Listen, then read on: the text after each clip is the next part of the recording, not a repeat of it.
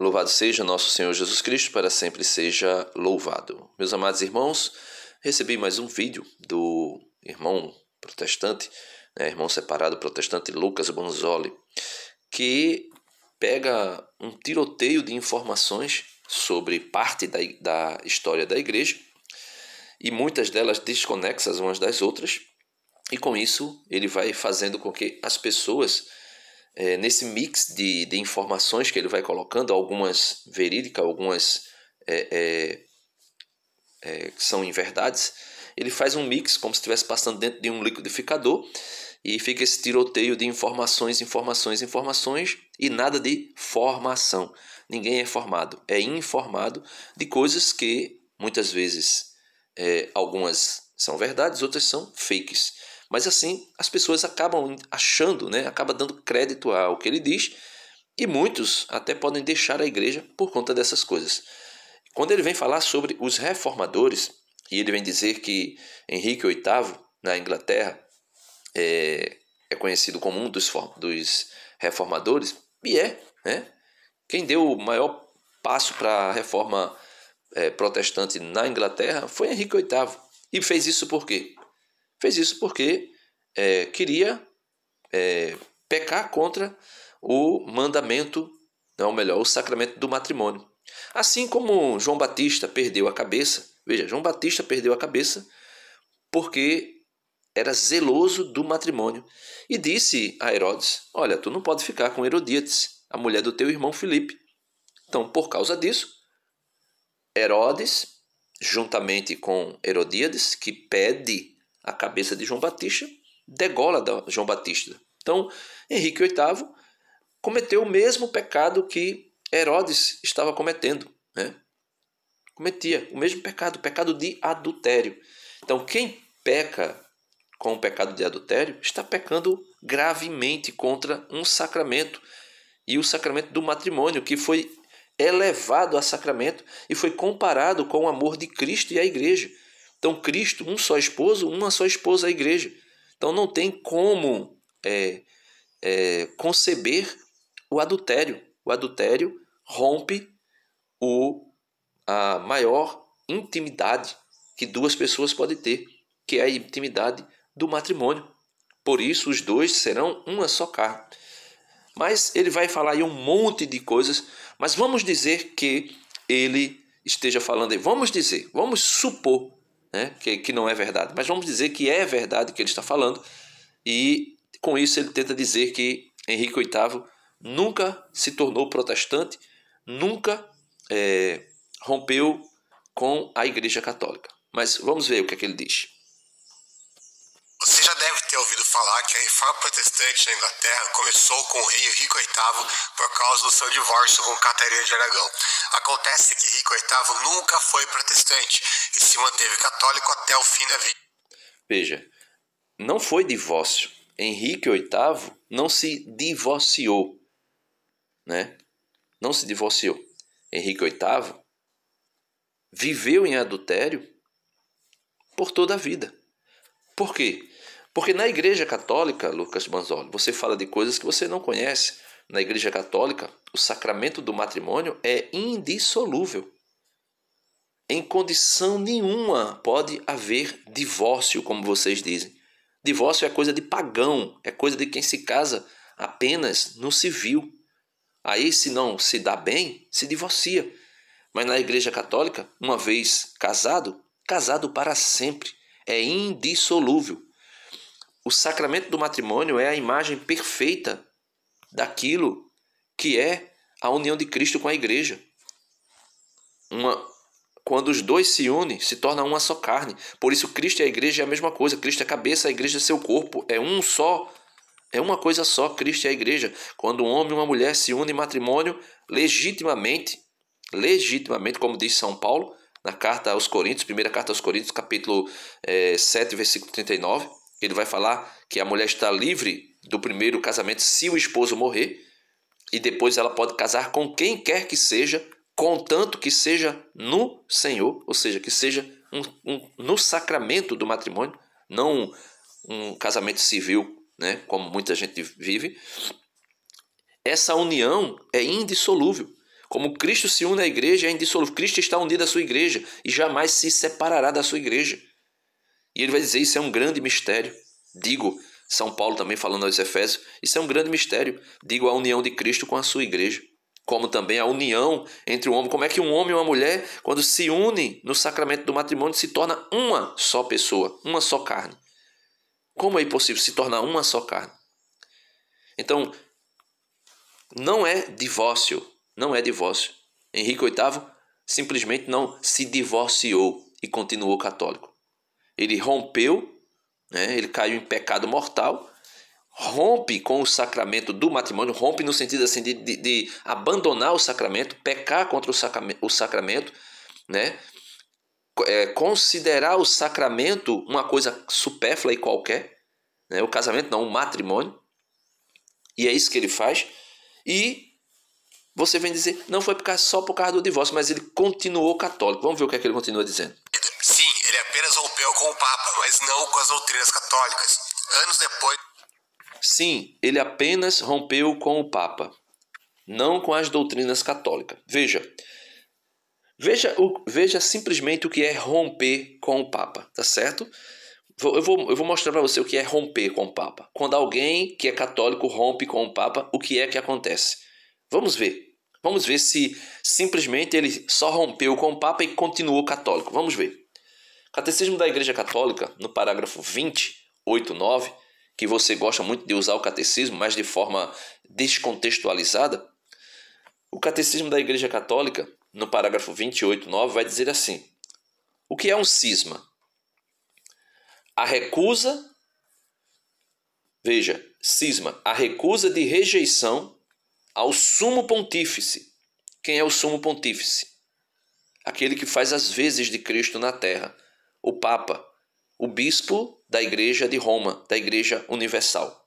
Então, a recusa, veja, a recusa de sujeição, está sujeito à autoridade do Papa, à autoridade do sumo pontífice, ou da comunhão com os membros da Igreja.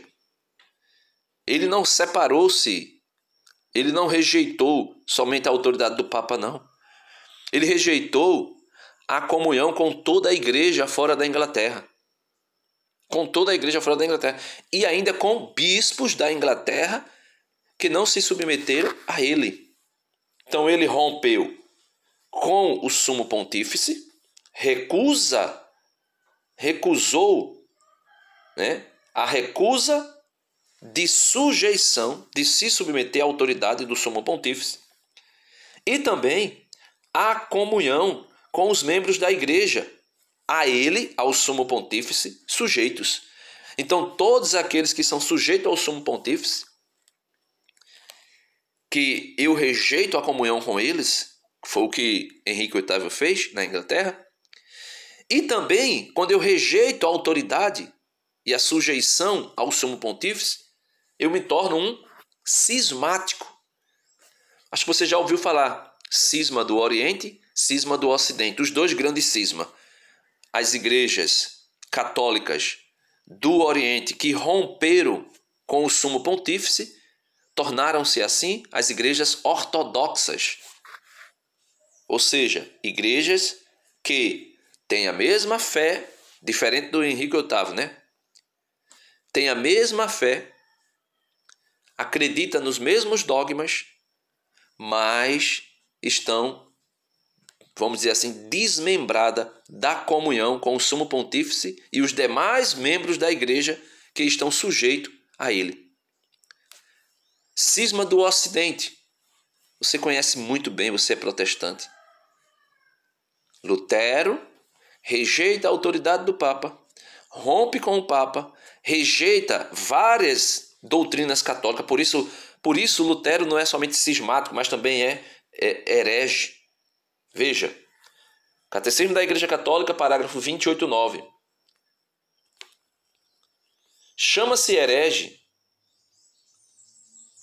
chama-se heresia ou o herege, aquele que nega pertinaz, né, a negação pertinaz após a recepção do batismo de qualquer verdade que se deve crer com fé divina e católica, ou há dúvida pertinaz a respeito desta verdade. Então basta que a pessoa tenha dúvida, uma dúvida pertinaz a respeito de um dogma católico, ou que a pessoa rejeite voluntariamente esse dogma depois do batismo. Essa pessoa é uma pessoa herética, é um herege. Então, Lutero não tornou-se apenas um cismático, mas também um herege. A maioria das igrejas ortodoxas agora, nós podemos até dizer que são hereges também, porque rejeitam inúmeros dogmas da Igreja Católica depois dos 7 primeiros concílios. Então, nós podemos ver que esse rapaz aqui ele vai falando coisas, colocando uma coisa dentro da outra, numa narrativa, num sofisma. Então, vou dizer, ele é bom no que faz. E por isso, muitas pessoas são enganadas. Mas vamos ver o que é que ele vai continuar dizendo aqui. Do rompimento com o Papa, Henrique VIII promulgou os 10 artigos, onde defendia a transubstanciação, a confissão auricular, as penitências, a justificação pelas obras. Veja, a justificação pelas obras nunca foi defendida pela Igreja. A justificação na Igreja Católica é mediante a graça de Deus. Mediante a graça. E essa graça de Deus opera com 2 braços, a fé e as obras. A fé, quem crê será salvo. Perguntaram a São Pedro, né? o centurião, o que eu devo fazer para ser salvo? São Pedro vai dizer, crer no fundo do teu coração e confessa com a tua boca e serás salvo tu e a tua família. Ser batizado, claro, ele vai dizer.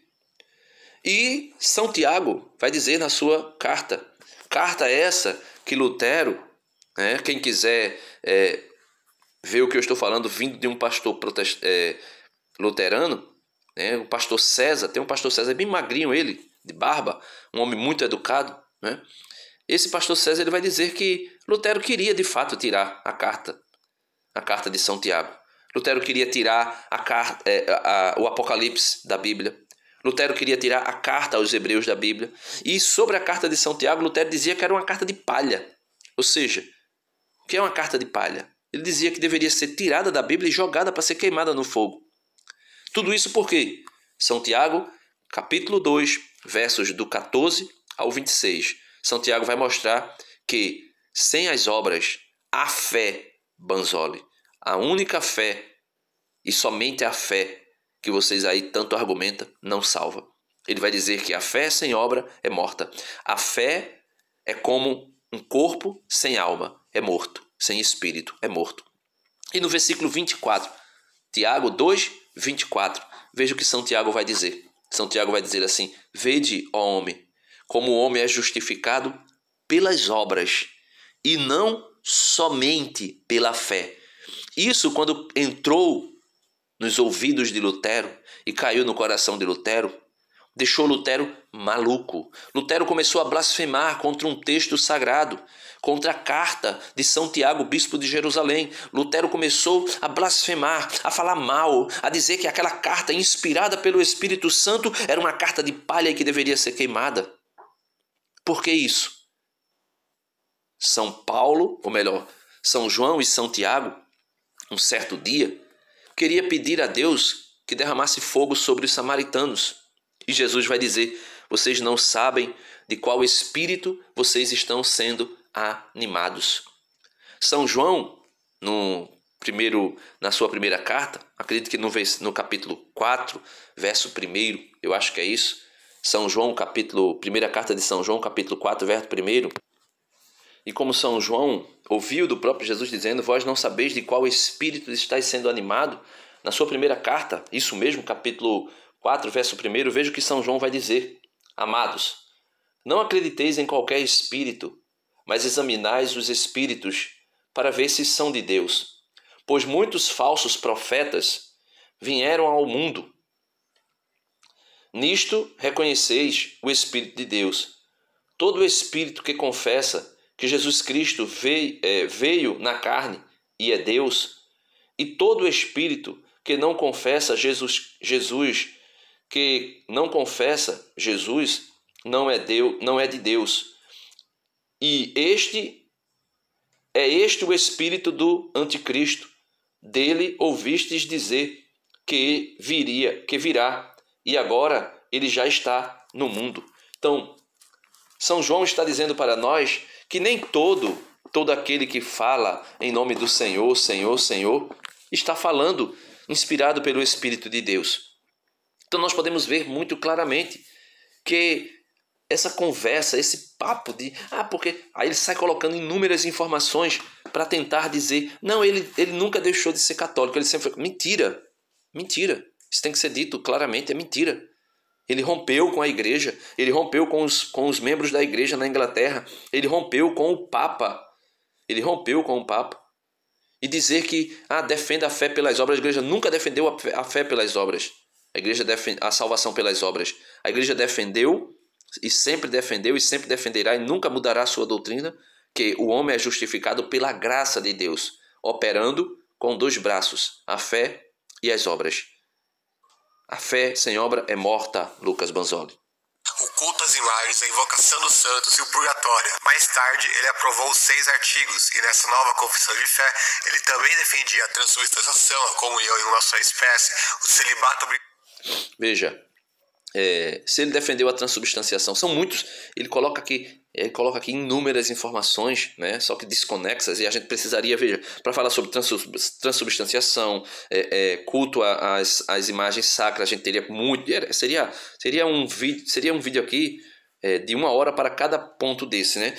A invocação dos santos, isso aí, intercessão dos santos, a gente tem fartamente textos bíblicos mostrando isso aí, né? Invocação dos mortos, a gente não invoca mortos, né? A gente não invoca mortos. Nós pedimos a intercessão dos santos que estão nos céus, não dos mortos. Por quê? Porque, meus amados irmãos, Jesus mesmo disse, falando dos saduceus que não acreditavam na ressurreição, dizendo, olha, nunca lestes lá em Êxodo, quando Moisés falava com Deus e Deus falava com Moisés da sarça ardente, e Deus vai dizer, olha, eu sou Deus, não sou Deus dos mortos, mas sim dos vivos. Eu sou o Deus de Abraão, de Isaac e de Jacó. Ou seja, Abraão, Isaac e Jacó não estavam mortos, estavam vivos. Por isso, Elias, o profeta, e Moisés, o grandioso profeta e aquele que representa toda a lei, que morreu, Deuteronômio, no finalzinho do Deuteronômio mostra que Moisés morreu. É por isso que os dois aparecem, né? Elias que foi elevado aos céus, né? E Moisés que morreu. Por isso que eles aparecem na transfiguração. Por quê? Porque Deus não é Deus dos mortos. Então nós não invocamos os mortos, nós pedimos a intercessão dos vivos que já estão na glória eterna. Então são inúmeras coisas que, se fôssemos falar, né, ele vai falar aí que ele defendia a transubstanciação, nós já sabemos o que é a transubstanciação, e defendia a comunhão em uma só espécie. Né? Se ele defendia isso, a igreja nunca defendeu a comunhão em uma só espécie. A igreja sempre disse que a comunhão é nas 2 espécies. Mesmo que a maioria das missas celebradas hoje se dê a comunhão em uma só espécie, nós recebemos o corpo e o sangue de Cristo. No corpo está o sangue, no sangue está o corpo. Tanto é que uma vez eu, na missa, na minha comunidade, né, aqui na minha capela, eu fui para a fila da comunhão, fui receber Jesus e acabou a comunhão, acabou as hóstias consagradas. E o padre me chamou para o altar e me deu o cálice para eu comungar do sangue de Cristo. Então significa dizer que eu comunguei do sangue de Cristo e não recebi Jesus? Não recebi Jesus? Claro que eu recebi Jesus. Porque Jesus está por inteiro em qualquer fragmento da Eucaristia, como também em qualquer gotícula do vinho transubstanciado, ou seja, do sangue de Cristo. Então ele fala de coisas que ele não conhece. Mas é isso mesmo. É um tiroteio de informações e nada de formação. Purgatório do clero, a invocação dos santos, a reza aos mortos e todas as doutrinas católicas tradicionais. Além disso, ele executou milhares de protestantes e chegou a debater pessoalmente com alguns deles. E quando os... Essa questão de dizer que ele executou milhares de protestantes, eu fico querendo entender isso, né? Porque infelizmente, o que se fala das Inquisições, desses eventos anteriores, são assim, bem tenebrosos, né? Não os eventos em si. Os eventos em si têm algumas coisas tenebrosas, né? Algumas questões de assassinato, de tudo. Mas o número que se coloca aí. Henrique VIII matou milhares de protestantes. Veja, milhares de protestantes. Chegou a debater com alguns deles. E quando faltava o argumento, ele mandava matar. Isso aí eu desconheço, né? Desconheço isso de Henrique VIII, até mesmo porque eu não sou anglicano, né? Eu sou católico. Então, quando uma pessoa vem dizer que a igreja anglicana é católica e que o Henrique VIII é católico, você percebe nitidamente que essa pessoa, ela está, não vou dizer mentindo, né? Mas ocultando a verdade inteira, né? É um fake, uma história fake. Mas deixemos isso para lá, porque essas coisas estão sendo desmascaradas na internet. Inúmeras pessoas de grande gabarito, professores católicos, teólogos, padres, têm aí começado a divulgar a verdadeira doutrina católica, a verdadeira Igreja Católica, e as pessoas estão conhecendo.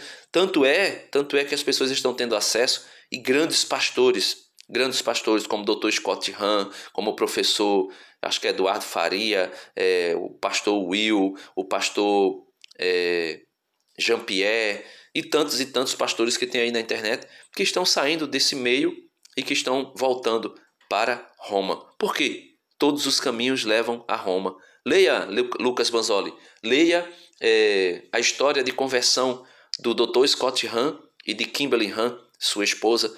Eles escreveram um livro chamado Todos os Caminhos Levam a Roma. Eu oriento você a ler. E aí, meus irmãos, eu encerro o vídeo porque, infelizmente, não tem como argumentar tudo isso, não por falta de argumento, mas por falta de tempo, porque ele coloca um tiroteio de informações num vídeo para tentar, com seus sofismas, dizer que tudo isso que ele está dizendo é verdade, quando, na grande verdade, é tudo fake news. Deus abençoe.